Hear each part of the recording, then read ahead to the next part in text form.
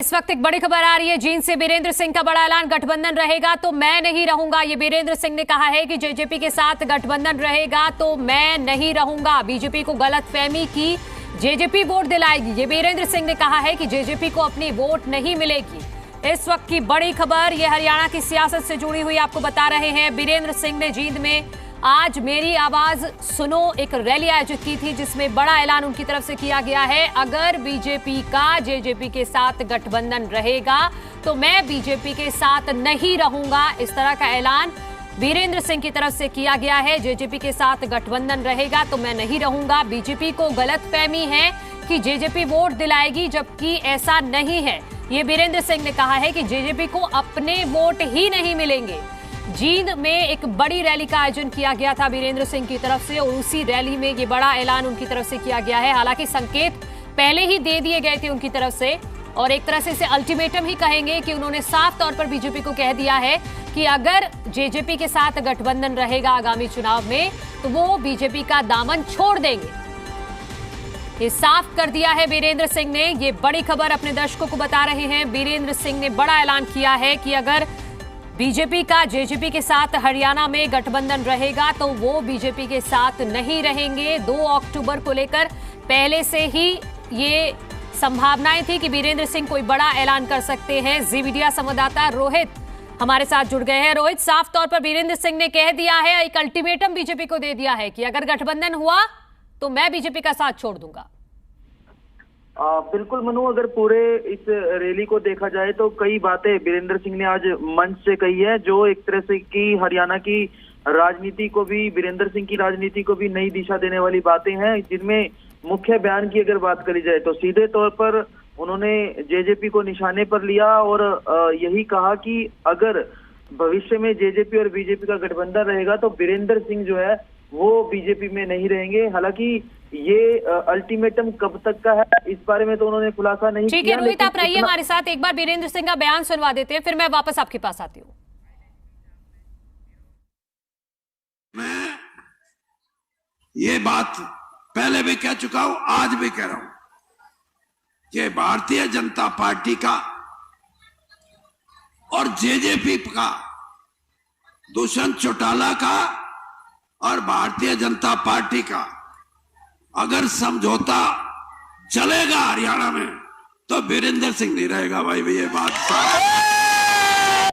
BJP प्रवक्ता वीरेंद्र चौहान हमारे साथ जुड़ गए हैं, मेरे सहयोगी भी जुड़े हुए हैं, लेकिन पहले वीरेंद्र चौहान जी के पास जाती हूं मैं। प्रोफेसर वीरेंद्र जी, बीरेंद्र सिंह कह रहे हैं कि अगर जेजेपी से गठबंधन आपका आगे भी रहेगा तो वो बीजेपी में नहीं रहेंगे। देखिए, चौधरी वीरेंद्र सिंह ने जेजेपी के साथ गठबंधन के मामले पर अपनी राय को आज पहली बार अभिव्यक्त नहीं की है। वे, उनके परिवार के सदस्य, वे खुलकर ये बात कई दिनों से कह रहे हैं, कई हफ्तों से या कई महीनों से कह रहे हैं। उनकी ये राय है कि जननायक जनता पार्टी के साथ भारतीय जनता पार्टी का गठबंधन वो पार्टी हित में नहीं है। ये उनकी व्यक्तिगत राय है और वो अनुभवी नेता हैं। उनकी इस राय के पीछे नहीं, राय नहीं है इस बात। नहीं, एक मिनट सुन लीजिए पहले प्रोफेसर वीरेंद्र जी। राय नहीं, उन्होंने राय नहीं दी है, उन्होंने ऐलान किया है। पहले वो राय देते थे कि बीजेपी को जेजेपी का वोट नहीं मिलेगा। तो ऐलान सुन लीजिए जी। मैंने ये कहा कि उन्होंने जो कहा वो कई दिन से कह रहे हैं, परंतु ये उनकी व्यक्तिगत राय और व्यक्तिगत निर्णय है, जिसके लिए वे निश्चित तौर पर स्वतंत्र हैं। और उनकी राय या निर्णय के पीछे कुछ दलीलें भी, दमदार दलीलें भी हो सकती हैं, परंतु गठबंधन रहे न रहे, गठबंधन किसके साथ हो किसके साथ न हो, भारतीय जनता पार्टी में इस आशय का निर्णय कोई एक व्यक्ति या 2 व्यक्ति नहीं करते। भारतीय जनता पार्टी के शिखर नेतृत्व ने गठबंधन बनाने का निर्णय किया था, सरकार गठित करने का निर्णय किया था। इस संदर्भ में जब भी निर्णय लेना होगा वो संगठन के शिखर नेतृत्व द्वारा ही लिया जाएगा। नहीं, वो तो बीरेंद्र सिंह तो ये कह ही नहीं रहे हैं कि वो तय करेंगे कि गठबंधन रहे या ना रहे। वो ये कह रहे हैं कि अगर शीर्ष नेतृत्व ये फैसला लेता है कि बीजेपी अगले चुनावों में जेजेपी के साथ जा रही है तो मैं बीजेपी में नहीं रहूंगा। देखिए, कोई जबरदस्ती उनको रखा भी नहीं जा सकता और उनके निर्णय को हम बदल नहीं सकते हैं। वो जो उन्होंने निर्णय लिया है उनका, वो वरिष्ठ नेता हैं, सूझवान नेता हैं, उनको अपना निर्णय लेने का अधिकार है। परंतु मेरी पार्टी में व्यक्ति से बड़ी पार्टी संगठन और पार्टी से भी बड़ा देश होता है। व्यापक देश प्रदेश के हित में जो निर्णय करना होगा वो शिखर नेतृत्व करेगा, उसमें मेरी भी कोई भूमिका नहीं है। ठीक है, ठीक है। जेजेपी प्रवक्ता दीपकमल सारंग जी भी हमारे साथ जुड़ गए हैं। दीपकमल जी, बीरेंद्र सिंह जी ने एक बड़ी रैली की और आज ये ऐलान कर दिया कि अगर आपके साथ यानी जेजेपी के साथ बीजेपी अगले चुनावों में उतरती है तो वो बीजेपी का साथ छोड़ देंगे। मैं सुन पा रहा हूँ आपको जी।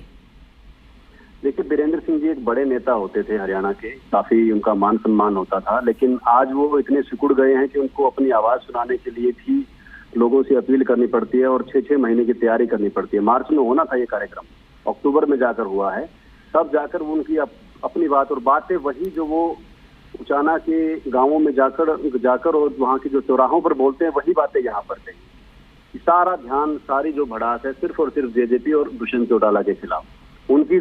उनके भाषण का, उनकी रैली का निचोड़ ही सिर्फ ये है कि दुष्यंत चौटाला से पीछा छुड़ाओ मेरा, कि उनको उनके सामने दोबारा चुनाव ना लड़ना पड़े। बस इस तरीके से पूरी की पूरी कोशिश उनकी लगी। अच्छा, दुष्यंत जी से डर गए हैं बीरेंद्र सिंह जी, ये कह रहे हैं आप? 50,000 से जिसके हाथों हार मिले उससे डर लगता ही है, और ये तो छटपटाहट दिख रही है। आज से 10 साल पहले उन्होंने कहा था कि मैं चुनावी राजनीति छोड़ रहा हूँ। 2014 में जब बीजेपी में आए थे तब बोलकर आए थे कि मैं चुनावी राजनीति छोड़ रहा हूँ, लेकिन 10 साल बाद फिर उन्हीं चीजों पे, उन्हीं अपने लेवल पर आ रहे हैं जहां वो राष्ट्रीय स्तर के नेता होते जा रहे थे। वो पिछले 10 सालों में उन्होंने अपना स्तर वापस दोबारा से एक विधानसभा पर केंद्रित कर लिया है, और अब चाहते हैं कि उनकी एक विधानसभा के हिसाब से जो देश की सबसे बड़ी पार्टी है भारतीय जनता पार्टी, वो अपना निर्णय ले। तो ये भी उनको कुछ महीनों में पता चल जाएगा, चाहे स्थिति जो भी रहे अगले चुनावी साल में। लेकिन बीरेंद्र सिंह जी अपना जो रेलिवेंस है हरियाणा की राजनीति में, जो उनका असर होता था, दखल होता था, वो सिकोड़ते जा रहे हैं, वो कम करते जा रहे हैं। मुझे नहीं लगता कि इन बातों से उनकी खुद की छटपटाहट के अलावा कोई और चीज दिखती है। उनके भाषण में वो कांग्रेस पार्टी को धन्यवाद दे रहे हैं, कह रहे हैं कि 42 साल मुझे सबसे ज्यादा सम्मान किसी नेता को मिला कांग्रेस में तो मुझे मिला। फिर कहते हैं कि मैं सूट तैयार करवा के शपथ लेने के लिए तैयार बैठा था, 5000 लोग आए हुए थे और मुझे फोन आ गया कांग्रेस की सरकार में कि आपको शपथ नहीं लेनी है, आगे कभी देखेंगे। ये मेरा अपमान हुआ तो मैंने पार्टी छोड़ी। भारतीय जनता पार्टी के लिए कहते हैं कि जितना मान सम्मान मुझे बीजेपी ने दिया उतना किसी को नहीं दिया, केंद्र में सीधा मंत्री बनाया मुझे। लेकिन बीजेपी से नाराजगी भी जताते हैं, बीजेपी की आलोचना भी करते हैं कि सरकार कर रही है, जो आर्थिक स्थिति सुधार रही है देश की, उसका कोई फायदा नहीं है, उनकी जो कोई लेना देना है। हाँ, तो ये कंफ्यूजन है जो ये क्या सारा जो करते हैं लोग। ये सारी जो सियासी बयानबाजी हो रही है इस वक्त बीरेंद्र सिंह की तरफ से खास तौर पर, ये सारा मसला उचाना कला सीट का है, पहली बात। और दूसरी बात ये भी कह रहे बीरेंद्र सिंह जी कि बीजेपी को ये गलतफहमी है कि जेजेपी वोट दिलाएगी। देखिए, गलतफहमी तो बीरेंद्र सिंह जी को है कि उनका जो रेलिवेंस था वो आज के टाइम बरकरार है। वो पूरी तरीके से हताशा में सिर्फ और सिर्फ एक, जैसे होता है ना कि धुन चढ़ जाती है, सुबह शाम सोते जागते एक ही चीज दिखाई देती है, वो उनको दुष्यंत चौटाला दिखाई देते हैं। पता नहीं क्यों अपने आप को, अपना स्तर इतना नीचा कर रहे हैं। किसानों के नाम का आह्वान कर रहे हैं कि किसान लोगों में उनके साथ कोई सिंपैथी जुड़े। एक बात नहीं बताई उन्होंने, जो उन्होंने अपने 40-45 साल के करियर में किसानों के लिए किए, एक बात नहीं बताई। एक भी कदम नहीं उठाया उन्होंने पिछले 40-45 सालों में। देश के मंत्री बन गए, हरियाणा सरकार में बार बार मंत्री रहे, कब हरियाणा के किसानों के लिए कौन सा बड़ा कदम बीरेंद्र सिंह जी उठा पाए? एक चीज नहीं बताई उन्होंने इतने लोगों के बीच में। बस एक ये कि हाँ, किसान जब कानून आए थे तो उनके विरोध में मैं आपके किसानों के बीच में खड़ा था। यानी कि सबसे पहले दबाव में आते हैं बीरेंद्र सिंह, सबसे पहले जो है वो लोगों से डरते हैं। हाँ। कोई संघर्ष करने का उनके अंदर हिम्मत नहीं है, अपनी सरकार के साथ, अपनी पार्टी के साथ खड़े होने की हिम्मत नहीं है। समर्थन उनको हर बात के लिए चाहिए। ठीक है दीपकमल जी, आप रहिए हमारे साथ मैं कांग्रेस का विपक्ष ले लेती हूँ, फिर मैं आती हूँ आपके पास। हमारे साथ कांग्रेस की तरफ से जयप्रकाश जेपी जी जुड़ गए हैं, पूर्व केंद्रीय मंत्री। जयप्रकाश जेपी जी, बीरेंद्र सिंह आज अपने मंच से आपकी पार्टी का तो बार बार धन्यवाद करते नजर आए, लेकिन बीजेपी को एक तरह से अल्टीमेटम दे दिया है कि अगर बीजेपी जेजेपी के साथ जाएगी अगले चुनावों में तो मैं नहीं रहूंगा साथ। क्या खिचड़ी पक रही है? बीरेंद्र सिंह बताएगा भी वो क्या करेगा। अभी तक तो कोई साथ थे ही भाई, 4.5 साल से तो जेजेपी बीजेपी गठबंधन में ही है वो लोग। आप आगे क्या करेंगे राम जाने इनकी बात को, यह खुद बता सकते हैं, दूसरा कोई जानता नहीं। नहीं, ठीक बात है, वो खुद ही बता सकते हैं। उन्होंने खुद ही बार बार आपकी पार्टी का धन्यवाद किया है, कांग्रेस को बार बार धन्यवाद किया है। मैं तो इसके मायने आपसे समझना चाह रही हूँ। वीरेंद्र सिंह को गलती करी इन्होंने, कांग्रेस छोड़ी, कोई कारण नहीं था कांग्रेस छोड़ने का जी।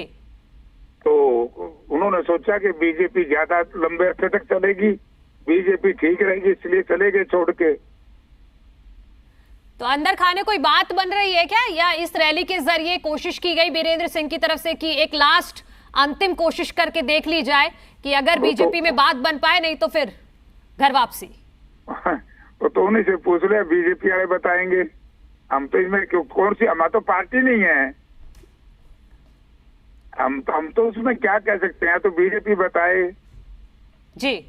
क्योंकि बात वीरेंद्र सिंह ने एक बड़ी ठीक कही, कांग्रेस पार्टी ने बहुत कुछ दिया था वीरेंद्र सिंह को, और कांग्रेस पार्टी ने जहां तक बात कहते हैं मैं मंत्री बन रहा था, मैं ये नहीं बात मान सकता कि उनको चिट्ठी आई है। जो भी सेंटर में मिनिस्टर बनता है उन पे टेलीफोन आता है, लिस्ट जाती है प्राइम मिनिस्टर की राष्ट्रपति पे, और राष्ट्रपति जी की तरफ से, प्राइम मिनिस्टर की तरफ से, और जो पार्टी के प्रेसिडेंट होते हैं नेताओं की तरफ से टेलीफोन आता है।